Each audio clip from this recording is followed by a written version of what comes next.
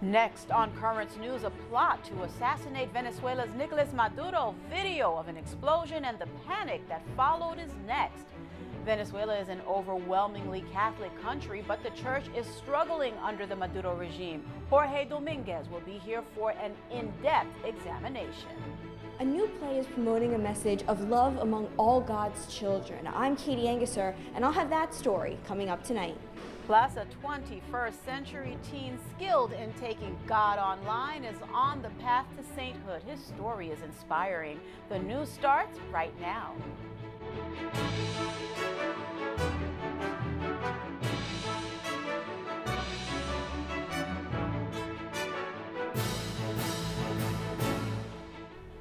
Good evening, everyone. I'm Liz Faublas. An assassination attempt. That is what Venezuela's Nicolas Maduro says happened when he was giving a speech in Caracas on Saturday. A newly released video shows a drone exploding while he was speaking.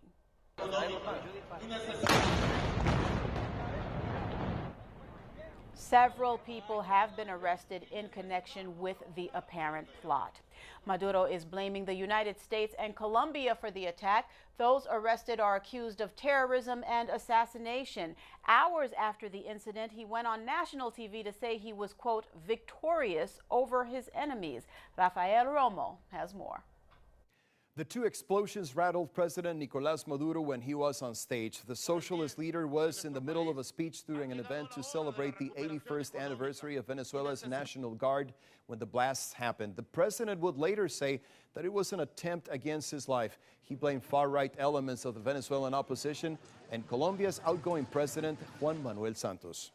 Han intentado asesinarme el día de hoy. There has been an attempt to assassinate me. I have no doubt that this all points to the extreme right in Venezuela, in alliance with the right in Colombia, and that Juan Manuel Santos is behind this attempt. I have no doubt. The Colombian government said there was no basis for the accusation and that President Juan Manuel Santos was focused on the baptism of a granddaughter and not on toppling foreign governments. Asked by CNN if the Venezuelan government had any evidence linking Colombia, the Venezuelan Attorney General refused to answer. President Maduro also said, without showing any proof, that those responsible for financing and planning the attack are in the United States, specifically in the state of Florida, where many Venezuelan immigrants live. A senior State Department official traveling with U.S. Secretary of State Mike Pompeo in Indonesia said they've heard the reports and are following the situation closely. Venezuela is in the middle of a deep financial crisis. The International Monetary Fund recently said that inflation will reach 1,000,000% this year. Blackouts and shortages of basic food items are commonplace. When Venezuela's Attorney General was asked for evidence of U.S. and Colombian involvement, he refused to answer. The Maduro regime is locked in a running battle with Venezuela's Catholic Church. The bishops have accused him of trying to impose a dictatorship in the midst of the country's crippling economic crisis. Now, the editor of Nuestra Voz, Jorge Dominguez, keeps close tabs on what's happening in Venezuela, and fortunately he joins us now to help us put this in some perspective. Jorge, thank you so much. What is the church's reaction to the apparent assassination attempt? Well, so far it's a silent reaction, really. I mean, there are no evidence that there's a public reaction from the church. And actually there is a lot of confusion there. I mean, the president of the American Association of States is saying that they don't have any proof that it was actually an attempt of assassination against Maduro. So there is a lot of confusion. I think nobody wants to talk too soon. There's a lot of confusion, and also there's a blame game going on, right, Jorge? The regime the bishops are blaming the regime for not respecting fundamental rights, and then we have Maduro accusing the religious leaders of being against them. Now, is there any solution to this particular stalemate? It is not. The country is in shambles. The economy is a disaster. Just in July, they have 83,000% inflation.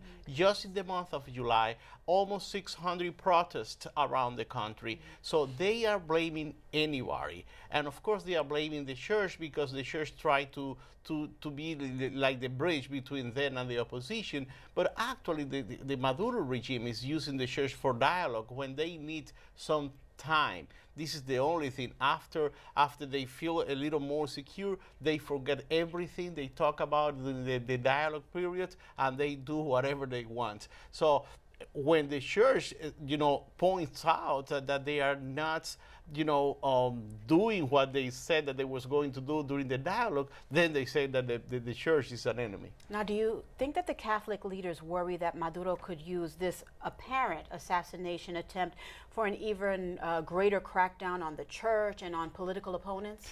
Of course, and that's why many people are waiting for evidence that this was a real attack and not something done exactly to achieve that, to have a reason to repress the church and the opposition. Of course, the regime, whether it was a real attempt in his life or not, is going to use this to take even more control over all the institutions in Venezuela. This is for sure. Pope Francis has called for more dialogue in Venezuela to help heal the country. Now, has Maduro responded to this? So far as I don't know, but the problem here, Liz, is that even if the regime says, the Maduro says that he wants another round of dialogue sessions, the problem is that so far, whenever they do that just to calm down people, and then they spend as much time as possible, delaying the dialogue and talking to everybody. 1 month after that, they start violating everything they said in the dialogue. So the church have to think, and some bishops have, insinuated this already, that the church really have to think about their role, because sometimes they are just, serving the purpose of the government and no real dialogue when they try to mediate between the government and the opposition. Jorge, what is next for this country? Anything is next. The last time we had an inflation like this in the country, it was in the Weimar Republic in Germany in the 20s. It didn't end well. All right, Jorge, thank you very much for that perspective, as always. U.S. Catholics are increasingly unhappy with the church's handling of the sex abuse scandals, and opinion of Pope Francis is also declining. Even before new allegations against Theodore McCarrick led to the Holy Father accepting his resignation as cardinal, the Pew Research Center detected a shift about the pontiff. Only 45% of Catholics in this country rate Francis as doing an excellent or good job in managing the abuse crisis. His rating stood at 55% 3 years ago. Chile's bishops are apologizing for their failures to protect children from clerical sex abuse. At the conclusion of an emergency meeting sparked by the crisis, the bishops admitted they didn't listen to or believe the survivors. They are now pledging full cooperation with prosecutors investing abuse cases. Pope Francis sent a letter to the bishops calling their actions, quote, realistic and concrete. New persecution against the Catholic Church in China. We are learning tonight that about 40 police and workers invaded the church in the Jinyan province last month. 3 women were kicked out before bulldozers arrived and demolished the building. Nicaragua's oppression of the Catholic Church is forcing the country's bishops to pull out of World Youth Day. The clerics now say they won't host pilgrims for special celebrations just prior to the main event in Panama. The bishops say the country is not safe and blame the government of Daniel Ortega. There is a lot more news headed your way. A deadly earthquake at a popular tourist resort. The death toll is high and it's rising. In Catholic Argentina, the Pope's homeland, abortion could be legalized this week. The campaign leading up to the vote includes a video game that is ugly. And confronting the evil of racism, an imaginative drama is coming to Brooklyn, and the production is founded on Christian beliefs. And do you have a story idea, something happening in your parish we should know about? Because we want to hear from you. Keep this email handy, newstips@thesalesmedia.org. We will be right back.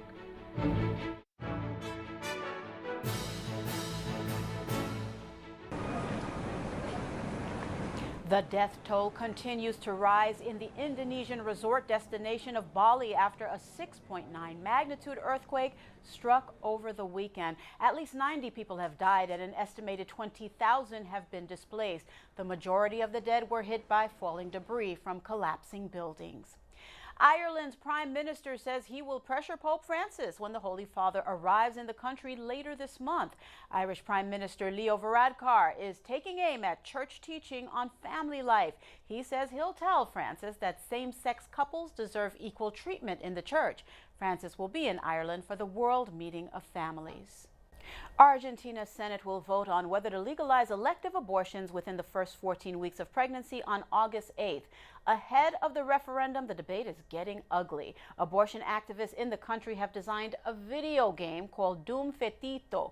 Players of the game are on the hunt for an abortion-inducing drug, and they're seen battling against Catholic priests and pro-life women who get in their way. The video game's so shocking, we asked Father Michael Bruno, a professor at St. Joseph Seminary, to weigh in on its implications.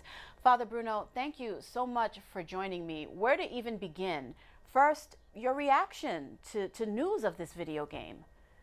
Well, it's obviously quite shocking. I mean, the vilification of priests and those seeking to assist women in difficult pregnancies is one thing, but the video game includes the vilification of the unborn child as an enemy to be destroyed. And it's the violence of it and the graphic nature of it is truly shocking. And I have to say, unprecedented in anything I've ever seen, and really a cultural low at this point. Father Bruno, a woman created this video game, which is shocking enough, but what do you think she's trying to accomplish? Well, I think there's certainly anger there, and there's certainly part of a larger debate about abortion policy in Argentina.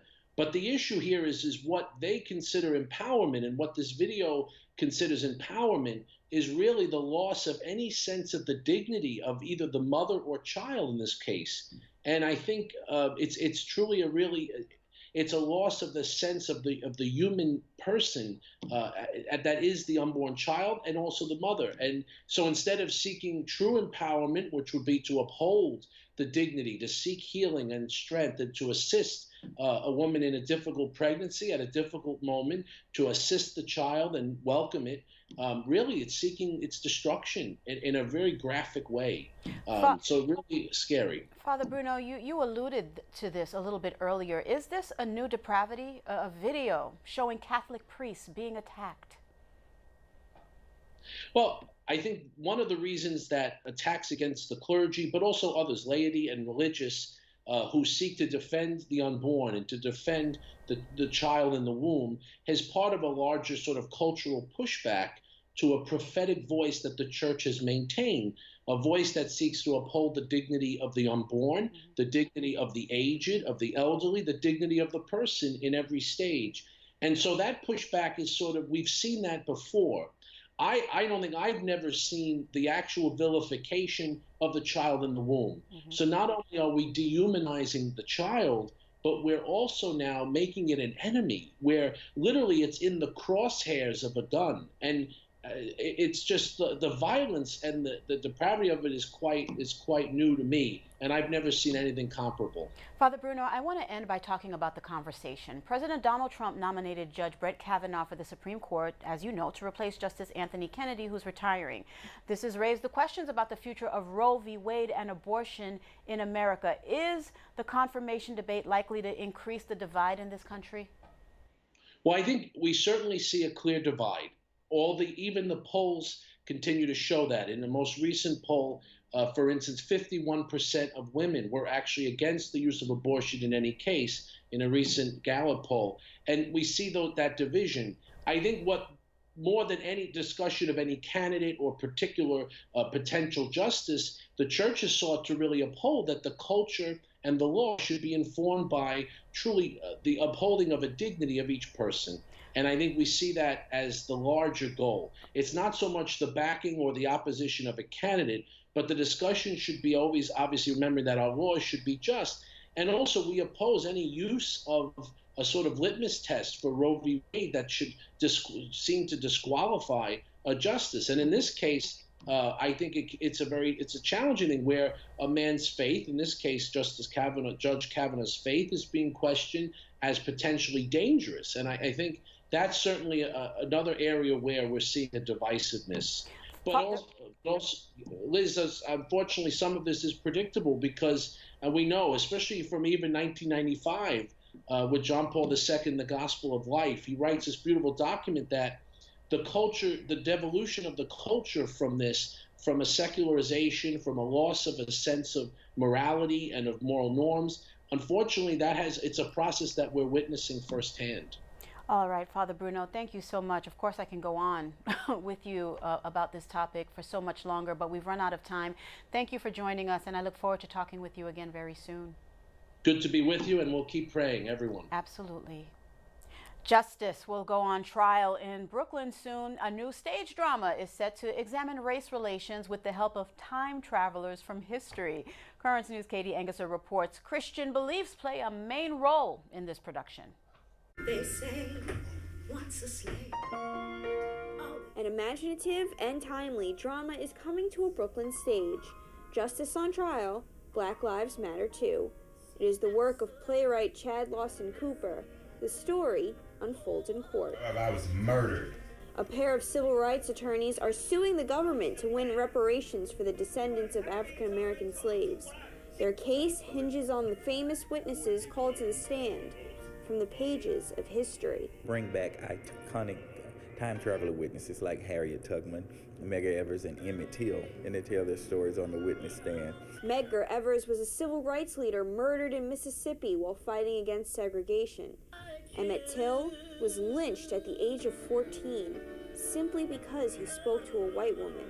Harriet Tubman was born a slave but escaped her chains. The devout Christian rescued many other slaves, guiding them to freedom along the pre-Civil War Underground Railroad. Vocalist Alicia Cooper plays the role of Harriet Tubman. You know, I do a lot of praying before I get on stage, and I'm just saying, God, just allow her spirit to take over. Alicia is the wife of the playwright. We deal with what happened 200 years ago, and we deal with what's happening now. The tensions of race relations then and now play out in the jury room. It's time to go to church. Cooper intends the deliberations to be educational and the questions raised among the jurors to stimulate the play's audience. We just want other ethnic groups to see how we feel. Chad Cooper is not only the drama's writer and director, he's also an ordained Christian church elder. Many of the actors he selected for the cast share a belief in Christ. Our Father. This is my purpose. This is something that God would have me do. We are here to help one another.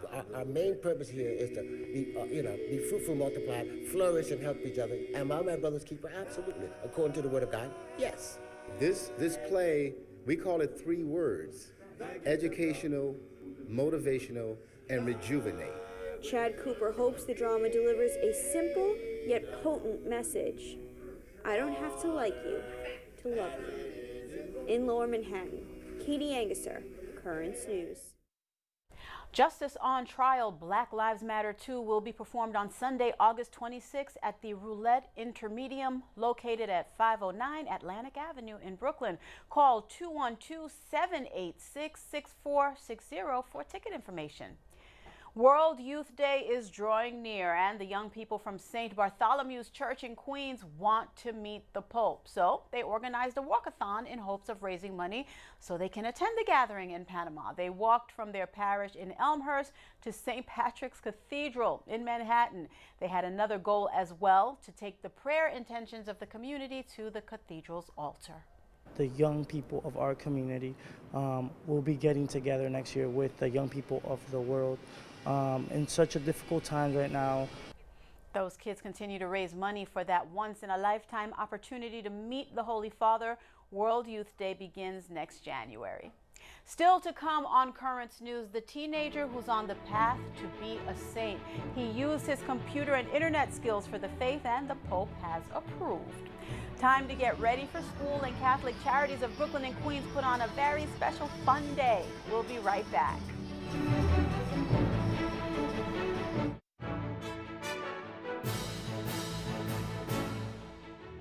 Record-breaking wildfires have torched huge parts of California and forced many residents to evacuate. Jeff and Susan Grant live in one of the worst-hit spots, Shasta County. When the couple was allowed back home yesterday, they found a message waiting for them, a note at their front door from a firefighter. A firefighter named Ray B. stayed at our house for a couple of days, watering our plants, and water and taking care of our baby turkeys. There are no words to thank them. And just God bless them all and stay safe. The couple hopes to find the firefighter to thank him and give him a hug. Pope Francis will canonize Pope Paul VI, a saint, later this year. On Sunday, Francis described his predecessor as a pope for modern times. Today marks the 40th anniversary of Paul's death. As a gesture of affection, the Pope asked the pilgrims in St. Peter's Square to applaud the future saint. Francis also prayed for Paul's intercession in world peace. The canonization will be in October. A modern generation teenager who was very skilled in promoting the faith online is on the path to sainthood. The Pope has declared the young man's life a worthy example that is to imitate, and Cody Williams reports. Sainthood is not reserved for elderly priests, popes, or mystics. It's also possible for 21st century teens like Carlo Acutis. This young Italian died of leukemia in 2006. He lived a short life, but left an impact. When he died, the funeral was full of poor people. Everyone wondered what they were doing there. It was because Carlo had secretly been helping them. The family knew because, as he was only 15, his mother was going with him. He brought them sleeping bags or food, and that's why they felt they needed to attend the funeral. Despite the growing pains, Carlo Acutis had an enviable reaction to them. The postulator for his cause explains the key was encountering the one person, Christ. Non è nato santo, se l'è conquistato. La castità per lui è stata. Carlo wasn't born a saint, but he worked hard at it. Chastity for him was a result of friendship with Christ. He understood, and that's what he told whoever met him, that to be faithful friends of Christ, one must meet certain demands. Naturally, this was difficult for him. It was difficult, but he passed the test with flexibility. His family and friends highlight his simplicity and capacity to pray in a not-so-Christian environment. Io credo che sia uno delle poche persone. I think he was one of the few people capable of pushing his relatives and friends. In other words, his story is not one of a deeply Christian family in terms of practice. His family was normal. Yes, they went to Mass, but when they didn't, it was not a problem. Something else they highlight of Carlo was his passion for computers and the internet. In fact, he has become an example of a young person who is capable of making new technologies an instrument to talk about God. Carlo designed web pages dedicated to Eucharistic devotion in the Virgin Mary. Now, Pope Francis has declared him venerable, meaning he considers him as a public example to follow. In Rome, Cody Williams, Currents News. Catholic Charities of Brooklyn and Queens hosted Kids Fun Day to get youngsters ready for back to school for the 10th year in a row. The event featured activities for the kids, resource information for parents, and free school supplies. Catholic Charities designed Fun Day to help families facing financial challenges so that the children have school supplies when they return to class next month. I think this is the biggest turnout yet. We have the most resources and vendors at this event and activities than we've had in all the past 10 years. Fun Day attracted hundreds of kids and their parents to Our Lady of Mount Carmel Church in Astoria, Queens. They all enjoyed Friday's block party event and also took advantage of the wonderful offering from Catholic Charities. That is Currents News. Thank you so much for joining us. I'm Liz Faublas. Please set your DVR to record this program so that you never miss it, because we are putting your faith in the news. Hope to see you again next time.